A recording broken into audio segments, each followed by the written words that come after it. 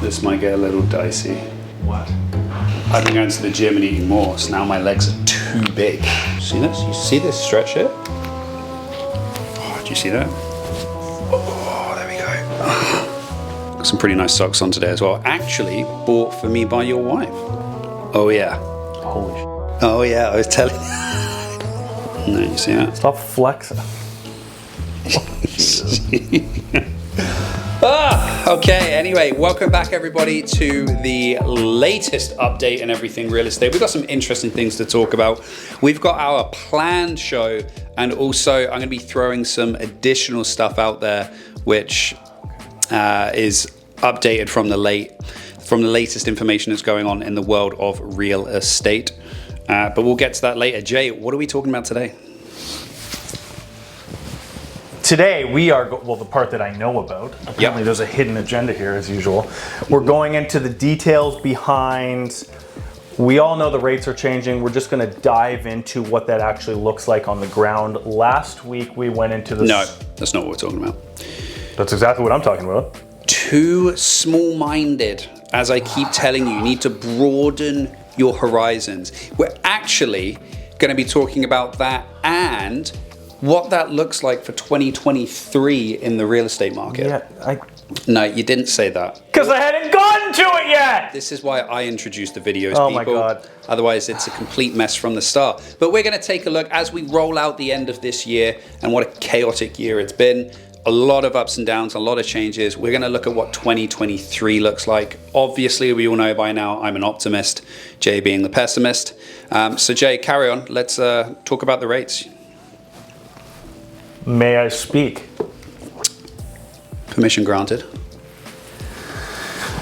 So, as I was saying, last week we went into where does the money come from and how does it get to us at these increasing prices. Mm-hmm. This week we're going to see some examples of actual on the ground, as they say, mortgages and what it would have looked like in February, peak market, low rates, as opposed to what it looks like now.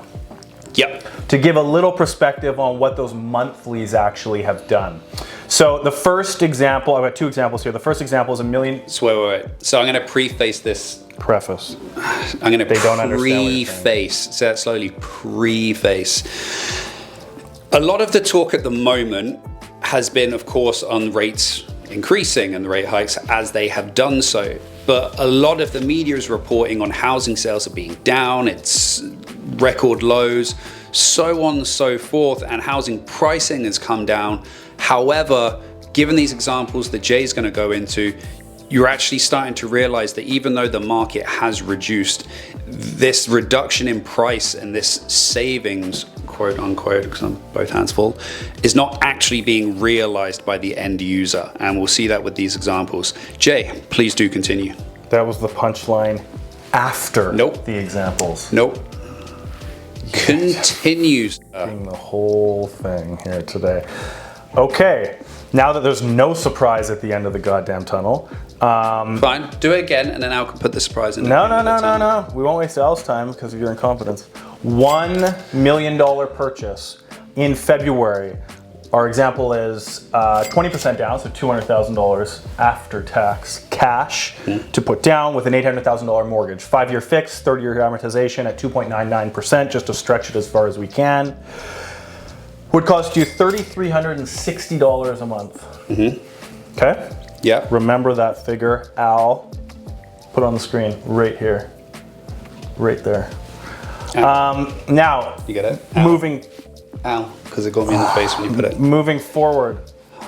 Genius. Absolutely ridiculous. We're going to assume a 15% reduction in price. So the market has sunk, let's generally speak, at 15%. Mm-hmm. Now your $1 million purchase is an $850,000 purchase, but you still have your $200,000 cold, hard, cash. Canadian big ones in the bank.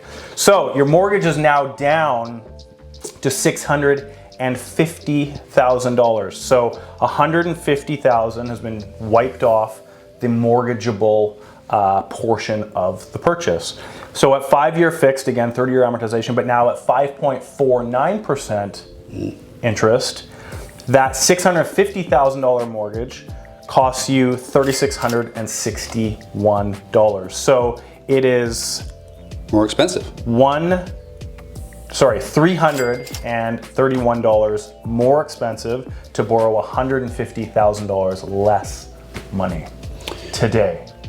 Moving to the point that, oh my God, those price savings are not realized by the end user. Exactly. No, they're not, Ben. Funny you say that for the first time right now, because all of those reductions in pricing that we've seen that everyone's so happy about is just getting eaten up by the increase in rates. And everyone just knows the increase in rates is purely just interest. Yes. So it's eaten up by interest. It's not even like you're paying down more of your principal amount with that higher figure. That's crazy when you have a look at it. So even though the prices are reducing, but then I will say, I think this will have a knock-on effect later on in the year that we can kind of get to afterwards, or later on in the year of 2023. But we will get into the 23 talk. Should I go through the bigger example quickly? Yeah, have a look. $2 million purchase now, $400,000 down payment, $1.6 million mortgage, February, 2.99%. 5-year fixed, 30-year amortization, $6,721 a month, okay? For a $2 million house with a $400,000 cold hard cash deposit. Fast forward, reduce that again, blanketly speaking, by 15% to a $1.7 million purchase. Still have your $400,000 down, so your mortgage is now $1.3 million, $300,000 less. All things the same to today's rate, 5.49. Your monthly is $7,322. So you've got $600 and we'll say $50 more a month to borrow $300,000 less. So again, these rates, people think, well, the price is reducing, so that's great. Yes, money's more expensive, but with the compounding of the money and how much we're needing to borrow with most common down payments, it's just eating up any of these drops we've seen so far. So it's not actually cheaper. Yeah, those price reductions are not realized by the buyer at this point. 20, okay, I've just got the 2023 comments, so I'll let you. Okay, so I think it's important to say in the immediate future, I think both you and I agree on this.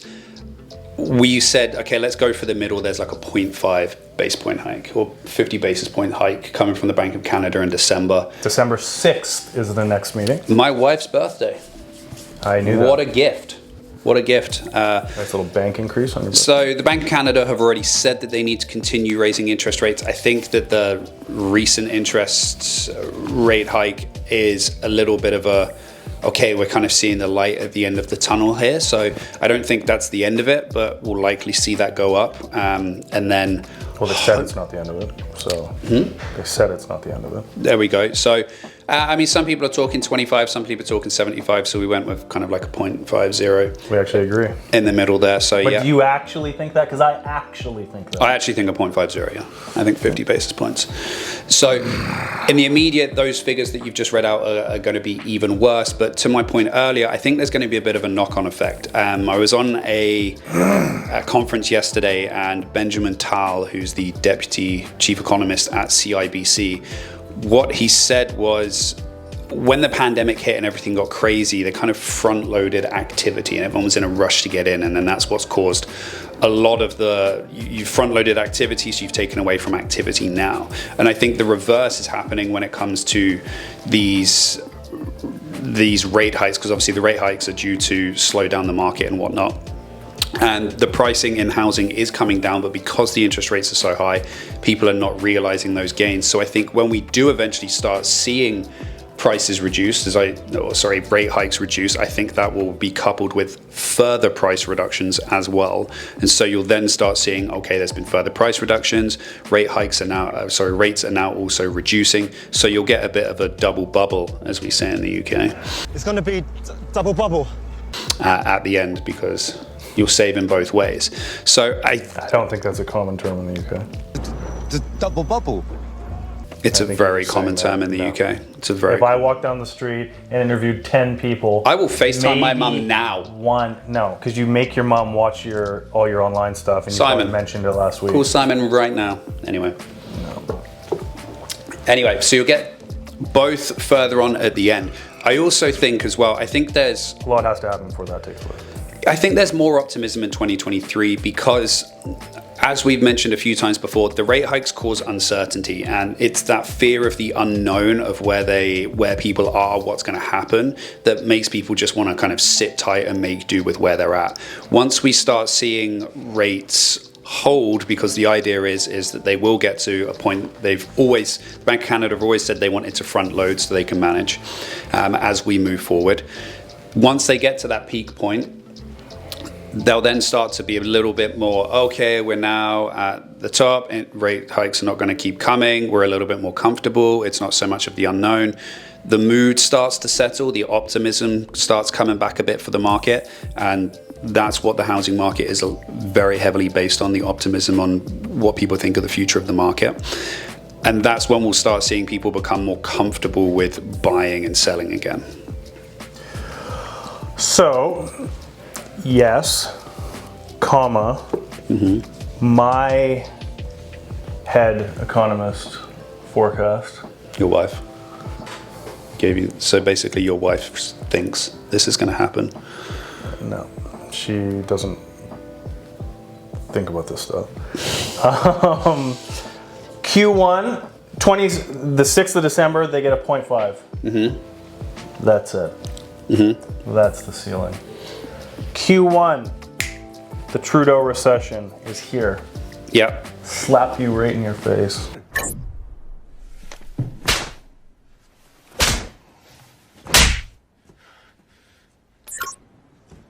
Wow, I just got a big headache. I think that's inevitable. Yep. Q2, Q3, hold.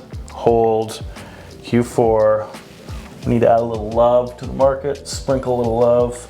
How the hell does the Bank of Canada sprinkle love? They reduce rates again. So Q4, we've got my forecasted reduction. I also have a caveat here. Consistency in rates breeds optimism. A little less eloquently put than yourself.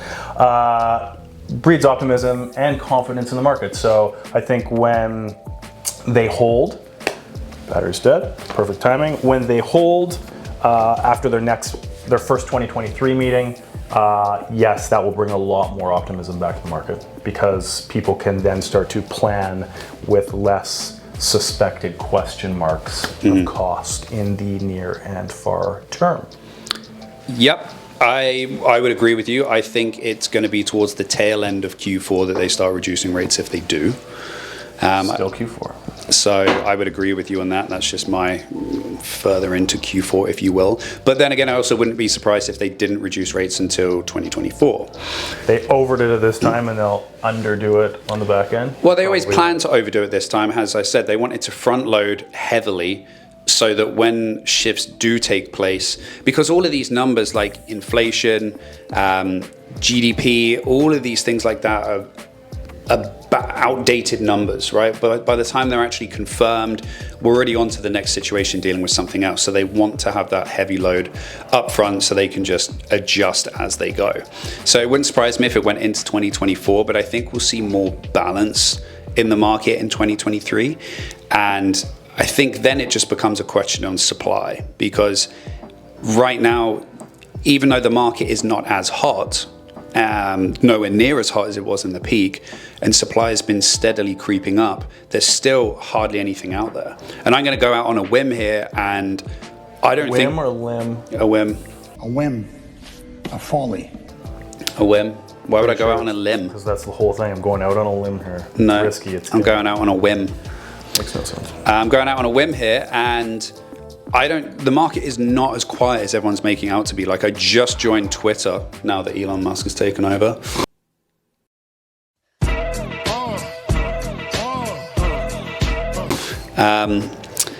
And it's honestly just a cesspool of depression from what I've seen so far. Everyone talking about how not just the market's going to collapse, but I mean, Satan is going to rise himself and burn flesh from skin. It's really, really bad. I don't think it's that bad. Myself, I'm working with a handful of buyers. There's just not enough supply. You're working with a handful of buyers and there's not enough supply. Many other agents out there who I'm talking to have buyers, have people ready to buy. They're pre-approved, but there's just not the supply. A few of the buyers I've been working with, they're losing out on multiple offers because there's not the supply. So I think as things start to become a bit normal, you'll start to see more buyers come into it. I also think you'll start to see more sellers come in and more supply because, of course, people have that age-old question, oh, if I move, what am I going to move to?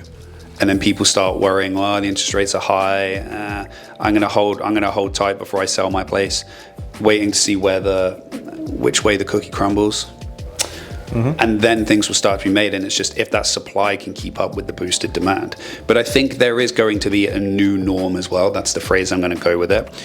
Your rates aren't going to come back down to 1.5. No. House prices are not going to jump up 40%. And when things do start steadying out in 23 and the increase in activity happens, it's not going to cause a whirlwind of activity. I think it is quite literally going to do that, push us back into a balanced market. Or closer to a balanced market. I think at the end of year over year, at the end of next year, I think there's going to be a lot of people who are down on price. Most properties will still be down on price, even though activity will have boosted by this point. That's my call. Well, they're not going to hit peak pricing again at whatever rates are in that time. No, of course, but there's a lot of people who are like, oh, I'm going to wait till the spring. Hope the market's better. Yeah, but okay, I understand that. There's a lot of people who like to go with that notion of the spring and then the fall because they're the busiest times. And I do think that the activity will pick up, like I've said, but I still think even though with that activity picked up, you're still going to be year over year down. Yeah, I agree. So that's what the new norm is going to be. And it's, inflation is something which is not all of a sudden going to go to 2. I mean, they're hoping to get to 3 or 4 by the end of next year, and then 2 in 2024. So it's something that takes time. Yeah, and I think... But more positively, 2023 activity will pick up on both the demand and the supply side for those reasons that we've given. Yes, and we do talk to a lot of people that say, I want to wait, sellers specifically, I want to wait till spring. But again, you have to bring it back to, if your house was worth $2 million when money was 1.5%, is it worth $2 million when money is 5.5? No. No, it's not. No. So when is it going to hit? It only went to 2 million because the money only went to 1.5. So when do you see that again?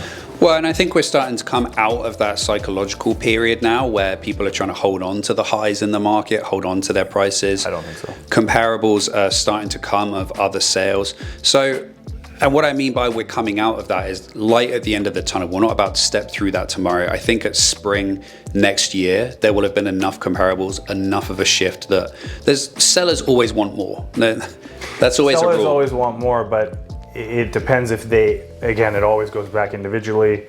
Do sellers have to sell? And if sellers are optimistic based on what they're looking at and believing the narrative of where the market is and is going, then they're going to justify or not.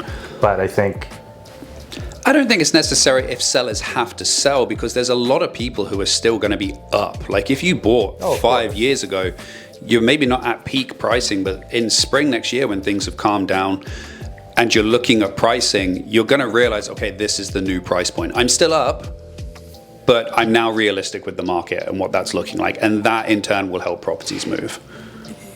Fair enough. And also when they're going to buy and they can see that there's leverage down from peak on what they're buying. I think another big thing is if people are locked into rates that they cannot possibly port. So if you've got a 2% mortgage and then you're jumping out and you can't port it over, and now your mortgage is 6, that's going to make a lot of difference as well. Even though prices are down, as we've seen, that'll be part of the equation a lot more than it ever has been before. So it'll be interesting. Yeah, it's going to be interesting to see what those people who are coming up to the end of their terms as well, and seeing what they're going to do, especially renewing at these kind of higher rates. I don't think it's going to be as much of a change for them because, a lot of these people had 3.5% maybe. And I mean, yes, you're going up to a higher amount, but it's not the like 1.5% that people are talking all of a sudden going to 5.5%. Well, no, because those people only bought in the last year. Exactly. Year and a half, so yeah. So in other news that's come out,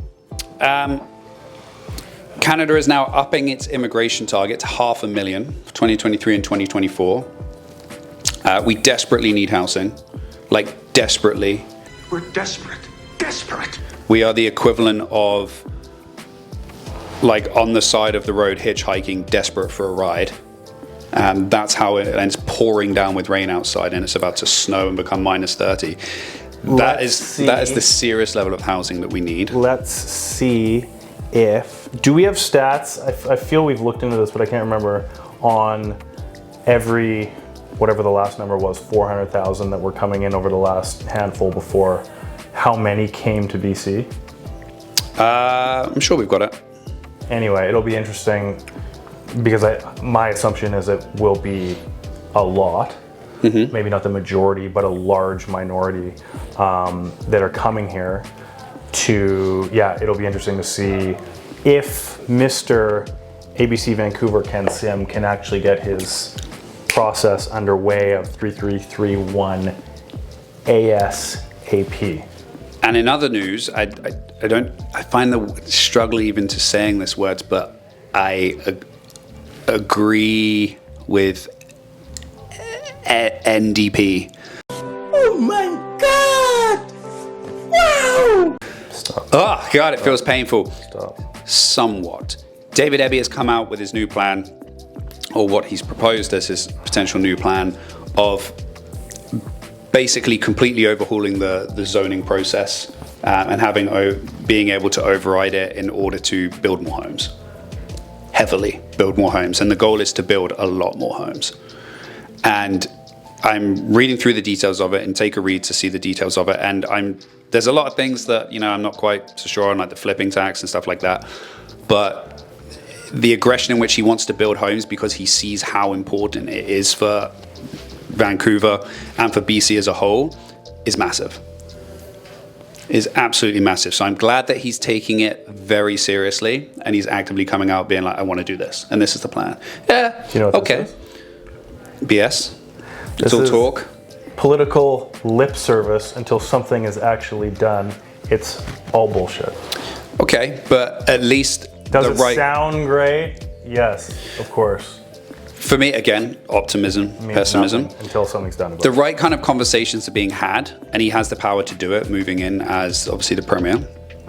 So it's nice to see that, and I think that needs to happen, and it's something that, whether you're Liberal, Conservative, or NDP, we really, really need in BC as well. As did you know? You're the king of wishful thinking. Sorry, yeah? Oh. Did I know what? He kind of threw me off guard there. These vocals throw a lot of people off guard. Yeah. Smooth. A side effect, correlation does not necessarily mean causation. There's an economic term for you. But fertility rates are heavily low in BC. Okay. And that's not like people who can actually How are we taking? get pregnant. But no, spectrum today. a lot of that is in relation to housing prices. People just Obviously, can't no one can afford to do anything. You know how scary it is to have kids? You should know. It's expensive as hell. Yeah, but that's contributing to it. And as a city and as a province, we run the risk of being left behind, not growing and not building. And so I'm glad to see that there's serious talk both on like the municipal side and also the provincial side. I think we can cut it there on my note of optimism. We don't need your pessimism. Don't need it. No, we don't need it, Jay. It's reality. I think if you look at that, it's a problem in Japan because the rates fertility rates are dramatically down and they have next to zero immigration. Here, the rates are down. Yeah, that's fine. Weird, but understandable. We've got 500 a year coming in. It doesn't matter. No, it does matter. I don't think anyone that could do it's a byproduct of the environment, and I don't think there's really anything that can be done about it. No, of course it is. Of course it is, because everyone will go to different areas that are more affordable. If you can't afford a home in Vancouver and in BC, you're not going to move to Vancouver and BC at the end of the day, and then the city will just be left behind. And the problem is the less, again, the less properties are bought, the less money goes in to the pool to improve the city. There's no money going in to improve the city. First caveat. Secondly, the absolute minority will leave because they can't afford to own a house here and have kids here and stuff like that. Oh, well, when they bring in the rental control and the vacancy control. That's not happening. And Vancouver That's gets completely sir. gets left in the dust. But No. even in like Tokyo, they've got almost double digits in terms of vacancy rates for rentals. So they've got a huge amount of supply, not going through the same issue that we're going through. I don't know what rates to general incomes are in Tokyo. I just want to bring this I'm back. assuming it's way different than I want to bring this back to the moment that you called Omega in Tokyo and you were furious that they couldn't speak English properly. Do you speak any English? in Ginza. It's in it. The most white privileged story you've ever told me. I don't know the phrase white privilege. I don't know what that means. It It's means an you calling Omega international- in Tokyo. It's an international furious. brand. Anyway, On that note, guys, I thanks. was surprised. I wasn't furious. Next week. See you later, guys. I would have just assumed someone there. As you assumed, didn't you? It's very. Of course, I assumed. It's very. It's a very commonly spoken language in Japan. Then call the goddamn head office in Canada or North America. No, it was a Japanese exclusive released watch.